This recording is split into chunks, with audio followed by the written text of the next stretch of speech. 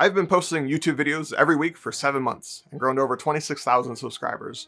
But if I could go back and talk to my struggling creator self, averaging 47 views per video, this is exactly what I'd tell him to do differently. Here are 24 plus tactics that I learned through trial and error that cost me thousands of views before figuring them out. I wish someone had just given me this list when I started, so that's exactly what I'm doing for you. Tactic 1. Bet you didn't know this. Have you ever looked at your attention dips in your videos and wished that you could just cut that part out? I used to think that once a video was uploaded, I was stuck with all the mistakes. You actually can remove parts of your video without re-uploading it. In YouTube Studio, you can remove parts of your video after it's live. You can cut out the slow sections, the mistakes, or maybe you said in conclusion and you want to remove it. I like to look at the dips across my videos and see if it makes sense to remove a small portion of that video to make it better. Also, this is neat. I did something cool with one of my earlier videos. When I recorded it, I set it up to tell you about another video of mine, but I hadn't made that video yet. So I used the editor and I removed the end of that video. Then next week, after I'd posted my next one, I undeleted that part of the video and now it directs to the next one that I made. It's pretty neat. Tactic 2. Sometimes when I'm in ideation mode, it's beneficial to look at my niche with fresh eyes. My main account's algorithm limits what I can see to what I normally watch. One way to get around this is that you can open an Incognito window in your browser for completely fresh eyes. And here's a pro tip. You can go a step even further. Make another Google account and train it on a specific niche. Just spend a night watching content from a specific niche on that new account. I do this for some of my competitors in my space. Then you can switch to that account anytime you want to see what's trending from that niche's perspective. It's like having a spy account that shows you what YouTube recommends to viewers in that space. Tactic 3. Here's a fun math experiment. Imagine you get 100,000 impressions and say you have a 3.5% click-through rate. That gets you 3,500 views. That's not a lot out of the 100K that we started with. But if you can manage a 5% click-through rate, that gets you 5,000 views. But that's only half the story. The better your click-through rate is on a video, the more impressions the almighty algorithm will give you. That's why your title and thumbnail are so important. They don't just affect clicks, they affect how much YouTube promotes your video. You need your packaging to reach the good enough threshold, period. You need to fit in with the other creators on the homepage. For thumbnails, keep text between 1 and 5 words maximum. Use the 3-item rule, face, text, and a single graphic, and make sure that your facial expression matches the feeling that you want them to have watching your video. Of course, this changes for gaming channels and others who don't use face and text. Those creators play with a slightly different rule set that I'm not as familiar with. For titles, you can just use my list of title frameworks. There's a link in the description, and you can learn how to use them for perfect titles every time in this video here. Tactic 4. Half of your viewers are on phones. You know this, but it's easy to miss that this completely changes how you should design everything.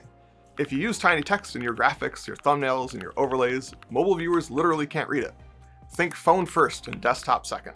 Test everything at phone size before you publish. Tactic 5. I used to avoid creating shorts because manually editing them felt like creative torture. But the reality is, shorts are one of the fastest ways to get discovered on the platform. I'd recommend it to anyone who can do it without affecting their consistency with their long-form content. That's where Nexus Clips becomes super helpful and makes it really easy.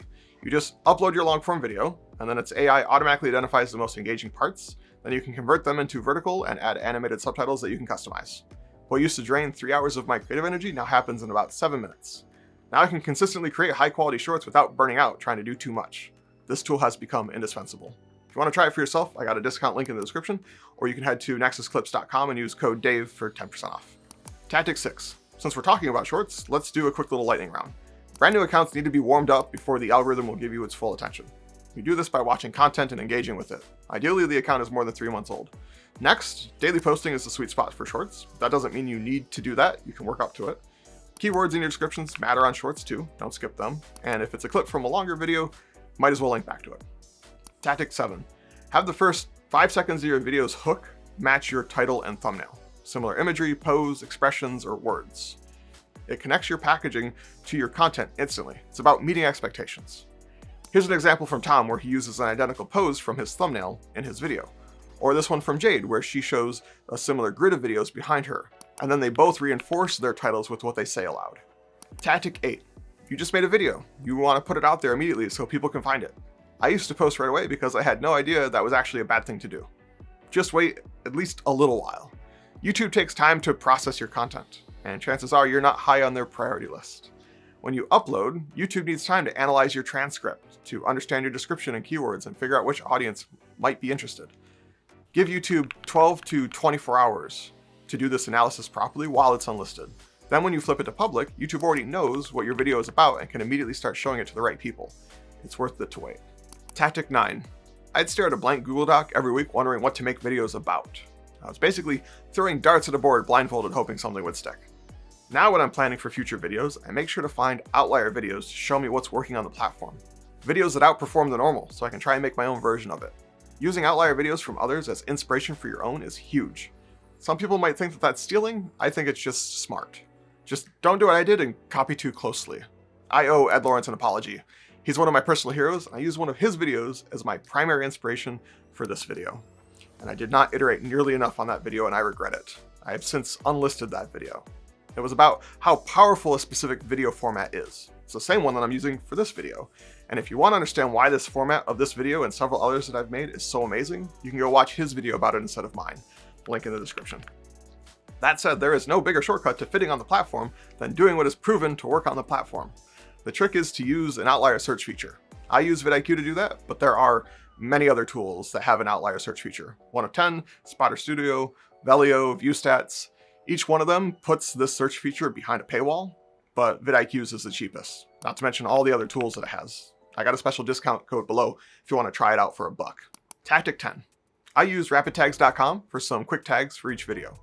All you do is tell it your video title or video idea, and it'll give you a list of generated tags that might work well for it. It's a nice shortcut. And pro tip, check if they're actually any good using vidIQ, and you don't need the paid version to do that.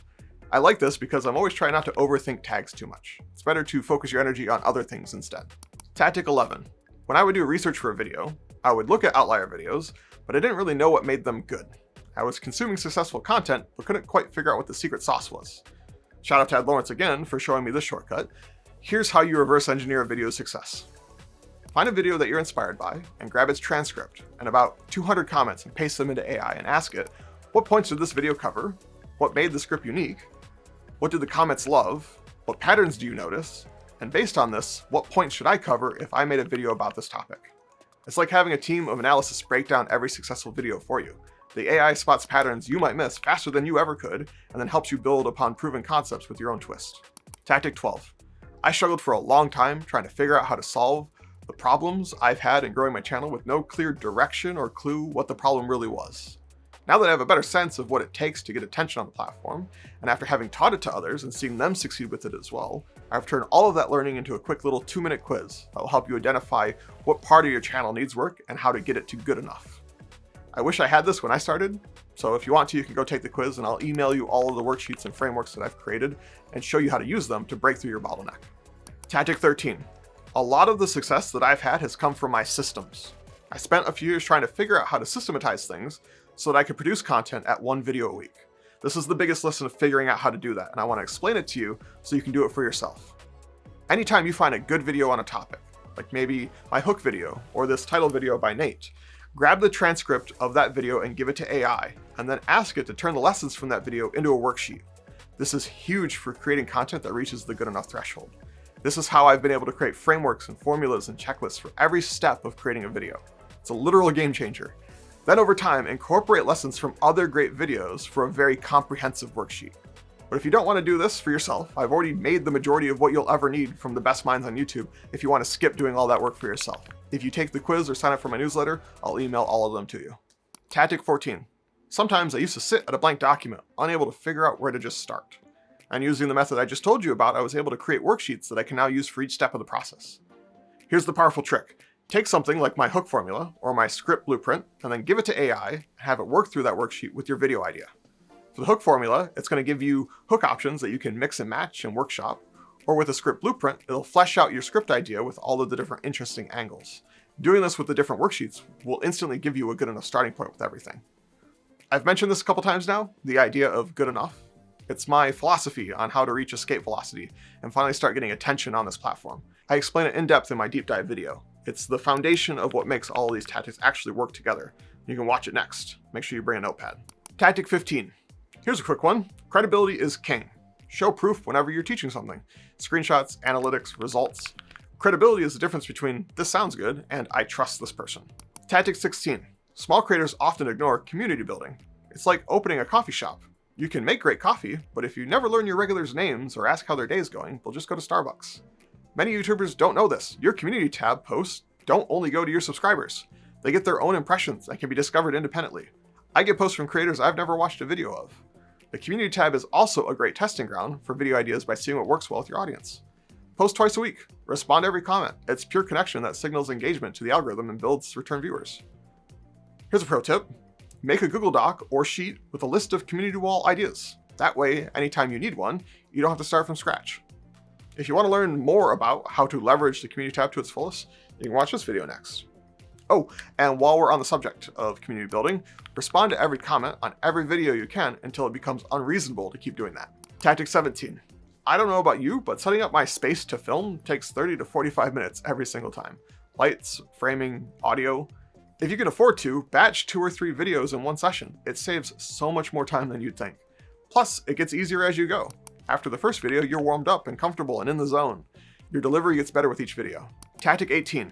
I always like mentioning this one because I bet you didn't know this. Did you know that your channel itself has tags?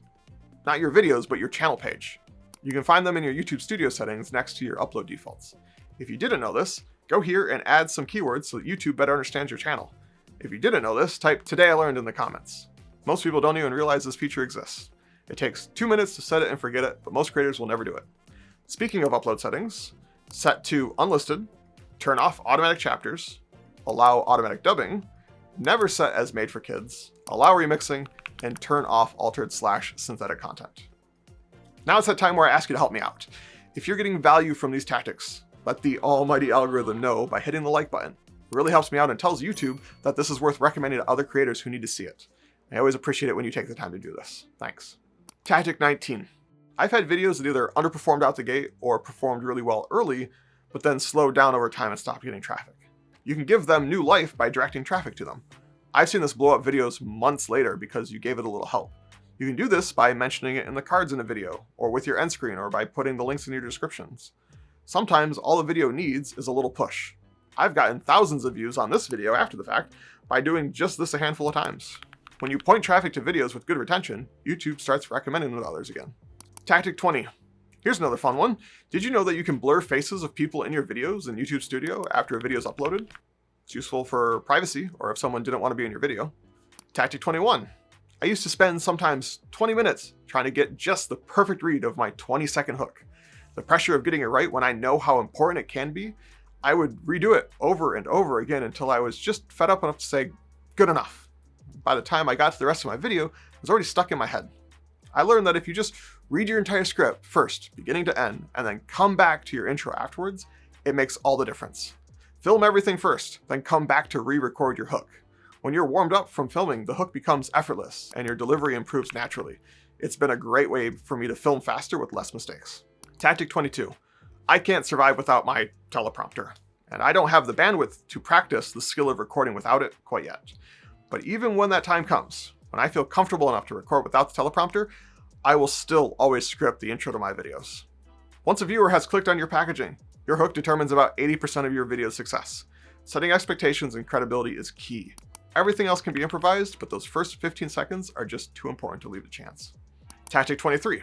I'd say things like, in conclusion, or let's recap. And every time I could see a noticeable dip in my retention graph. I bet just saying them here is going to cause a small dip. Never signal that your video is ending. It ruins your retention for no reason and reduces the chances that someone watches something of yours next by not getting to the end screen. Which, in case it wasn't obvious, you should always include. Always give your viewers some action to take. What should they do next? The almighty algorithm's favorite thing in the whole world is when you keep people on the platform longer. Don't forget that little YouTube Studio trick that I showed you earlier. You can always cut small things like these phrases out after the fact if you need to. Tactic 24. I was doing what every new creator does. Hey guys, if you enjoyed this video, please like and subscribe, ring the notification bell, and be sure to leave a comment. Of course, I'd love for you to do all those things, but human psychology works against you here. When you ask for everything, you create too much friction, too many options. Same goes for your description. When you fill it with tons of links, it's psychologically overwhelming. Instead, ask for one clear action at a time. When it's simply do this thing or do this other thing, it's much more likely you'll take action. Reduce choices to increase action. Okay, that's it for tactics, but I wanted to give you a bit more in the strategy and mindset department. There are some bigger picture insights that make all of this actually work. Bonus 1. So what about analytics? Throw them out. You don't need them. I mean, not really, but kind of, especially when you're a small channel. When you're not getting 200 plus views a day on a video, the metrics on that video don't really mean much. You don't have a big enough data set to draw conclusions from. There are just too many factors, and you'll probably come to the wrong conclusions. When you're small, these metrics are really the only ones worth paying attention to. Look for big swings in click-through rate, how many people stay past 30 seconds, your average view percentage, not your average view duration, plus how many people make it to the end. Also track comments to views ratio and likes to views ratio. Anything beyond that is just going to distract you from making your next piece of content. Bonus 2. Trying to be on every social media platform at once is like trying to dig 10 shallow holes instead of one deep well. You'll hit water with the deep well, but the shallow ones just waste your time and wear you out. I'm going to guess that you aren't doing this full time or you don't have a team. Master YouTube before you diversify to other discovery platforms. Spreading yourself thin early is an expensive mistake. It slows down your momentum and makes reaching escape velocity so much harder. This is actually one of the core strategic principles that I cover in my deep dive video, the momentum principle that most creators completely miss. And here are some of the mindset principles to keep this all sustainable. Bonus 3. Here's a quick mindset shift that means a lot to me, and I think some of you might need to hear it too. Don't view side activities as waste. They inform your creative work. Your brain needs downtime to make connections. Rest is an important factor of creativity and the biggest way to avoid burnout. The other half of this equation is that when you're not in rest mode and you sit down to get some work done and it feels like you're forcing it, or after working for hours you have nothing to show for it, that's not wasted time either. Your brain still has to work through those things regardless of whether or not you got what you wanted done. Bonus 4. It's easy to take for granted that every video is someone's first time seeing you. I find myself saying, I reached 20,000 subscribers in 6 months, all the time. I worry it's starting to get maybe a little bit annoying. But you guys don't watch every single one of my videos multiple times like I do. Try to always package your content for newcomers. And when you're recording, don't forget any context needed to make your points. Don't assume your audience knows. Bonus 5. When you make a video and it does well, your audience is going to expect more of it. One of my board game videos did well before I moved to talking about how to get unstuck on YouTube. I felt pressured to only make that type of content. I had gained 8,000 subscribers over a year who wanted more of that. And when I decided to change directions, the majority of my comments boiled down to, we don't want this. What are you doing? Jay Klaus is another personal hero of mine, and a lot of what I know comes from him, and he puts it perfectly like this. Where if you have a video that is such an outlier outperformer on a topic, you're going to be faced with the decision of, do I want to make more videos like that to attract more viewers like that? Or is this not attracting exactly the type of viewer that I want, and I need to actively go outside of that? It's easy to get caught up chasing views, but be careful what you wish for. Don't get trapped making content that you don't want to just because it might perform well. It took a lot of effort for me to undo the momentum that I built in the board game niche, but it was worth it. Don't be afraid to experiment, but always check to see if you wouldn't mind making a lot more content like that if it does well. These tips and tactics can transform your channel, but the truth is, tactics without strategy is just random action. Maybe you get lucky, but chances are you're pointed in the wrong direction and have the wrong expectations. This video is only 1/3 of the equation. Tactics are great, but without understanding your strategy, without having the right mindset, you'll just be spinning your wheels. That's exactly why I created my deep dive video. It's the 3-pillar system that shows you how strategy, tactics, and mindset work together. I spent over 1,000 hours figuring this out the hard way. I'll teach you the complete system in 41 minutes. Knowing when and how to deploy these tactics is what creates sustainable growth. I'll see you there.